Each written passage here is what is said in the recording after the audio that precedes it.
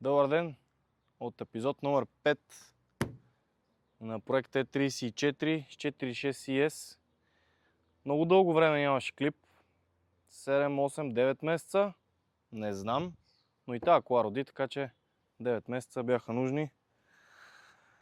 Да видим докъде сме стигнали.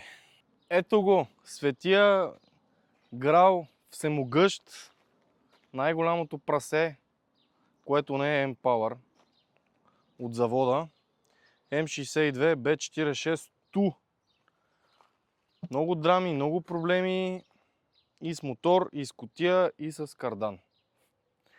Кардана го удължихме с така, 15 см. Ще ви покажа снимки в Felix. Много съм доволен за момент. Още няма много стрес тест. Скоростите, 6 скорости се оказаха, нали? Не 5, не са ме пребали, ама текат като лейка. Не знам колко масло има. В процес на разбиране сме. Мотора, за съжаление, ни два зъба на маслената помпа трябваше да го разколачваме и да го презацепваме наново, защото се оказа, че на Хикс петиците е с 50 зъбчета маслената помпа, а на този мотор е с 52. И след това разколачване на мотора се появи нов проблем. Капе, тече или там, както искате го наричате, масло от капаците на клапаните, които директно капат върху изпускателните колектори.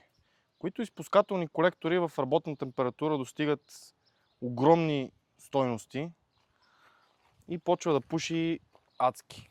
Ужасно. Все едно ще се запалиме. Но ще го оправиме, щом молдовец, там румънеца в Англия го е сглобил някакси този моторче да не тече, и ние ще го направим.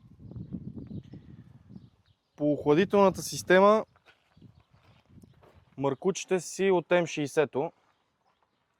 Правихме тук, струвахме, за момента не тече, но и да протече, поне знаем какви мъркучи ни вършат работа. Горен мъркуч М60, долен мъркуч М60, всички там мъркучлета по парното, всички обратни връзки от радиатора към казана, всичко е от М60. Нито един мъркуч не е от М62. Коляното е от Хикс петицата, очудващо за мен е пасна добре. Дебитомера си, от който си от мотора, и тук сега трябва да измислим някакъв филтър. Спортен ли ще е, бабешки ли ще е, не знам какъв ще, ама ще го измислиме, че тук да не му грее много от моторчето. Може тук да му измислиме нещо къстъм, така да го затвориме изцяло кутията, да не смучи топъл въздух. Сега има много тунинги, дето му махат ето дълъг фар, защото дългия фар, ето го фарчето, вижте отзад къде има буксата, от тук директно да смучи към мотора студен въздух, ама пък направо някое пиле мога да засмуче, не знам, някое врабче. Компресор на климатика все още няма, не сме поръчали, защото не е на дневен ред. Не е толкова спешно, климатик не ми трябва, още не се кара колата ежедневно. Друго по мотора, диското е за смяна. Не зацепва. Почва на място да дига температури, 103, 4, 5, 6. Като и подадеме на 1500-2000 оборота, почва да върти водната помпа и температурата пада. Но ще видим сега дали ще сложим пак от М62 виско или ще апгрейднем с такова от E65, там от V8 мотора, който е N62. Обаче там пък перката има един ринг. И тук, както всичко е сметнато като от немския завод в Абдовица, ще видим там рингчето дали няма да ни пречи на било той на коляното, било той на горния маркуч. Сега, как ще сменям масления филтър, не знам. Колега наближи. Това е въпрос с повишена трудност. Всичко да се навърже, да застане. Картена вентилация също трябва да сложиме. Да махнеш. Да сложиме кетчкен за картената вентилация. Защото и оттам леко изпушва. Тук сега тия глупости, нали, не ги гледайте. То е затапано с болче, с финска опашка. Отива някъде надолу. Абе, грозна работа, ама за момента е това. Его новия казан за ръчния меняч. ОМ от BMW. Е, тук едно маркучле за хидравликата сме вързали с маркуч от газовата инсталация на X5-цата. Мисля, че застана добре. След време ще ги сменим, ако протъкат. Имайте предвид, че колата няма да се кара всеки ден. Колата е просто за забавление. Да изаварявам гъста наляво надясно. И ако се счупи нещо, се счупи. Ами друг автомобил не е основен, така че в момента се прави 6 без 5 да видим какво работи, какво не работи и след това вече ще го правим по начина, по който трябва да е, защото ни натискат и някакви срокове с регистрации и така нататък. Вече един път запалихме колата, обаче имахме технически проблем и за съжаление няма да е cold start. Ама мога да видите докъде температурата, не е много дигнала, така че втори опит. Първо ще сложим едно микрофонче отзад, да се чува хубаво. Тук на бронята не може, цака е така. Айде да видим.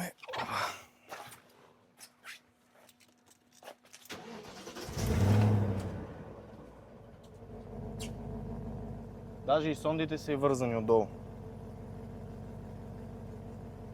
Чакаме малко да дигне температура. Тук не е кодирано, за жалост, не можем да гледаме.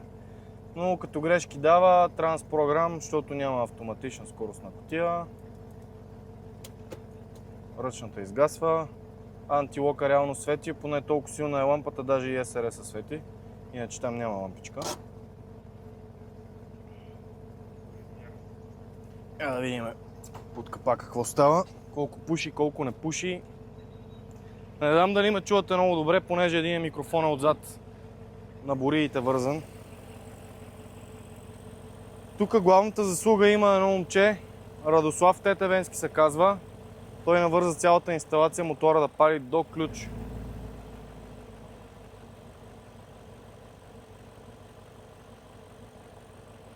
Аз съм що годе доволен. Я да видим сега отзад има ли някакъв звук.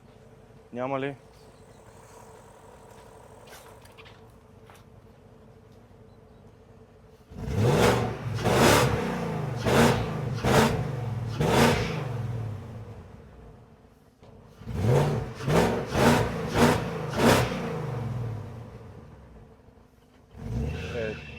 Това ме дразни ужасно много.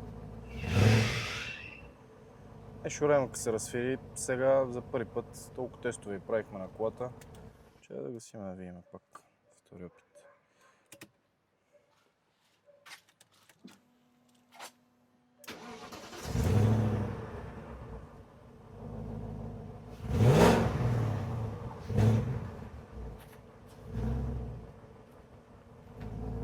Сега пък не свират.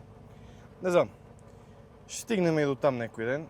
Че ето е първа, втора, трета, четвърта, пета, шеста, задна. За момента всичко работи. Сега не свири ремъка. Не знам от какво се получава, но най-интересното е, че като я запаля и като й подам газ, не свири ремъка. Обаче като си загуби там оборотите, все едно от някъде дърпа въздух и почва да го прави това с ремъка да свири. Много странно. Иначе джантите ги боядисахме оригиналното си сиво. Не съм много доволен от качеството, ама каквото такова.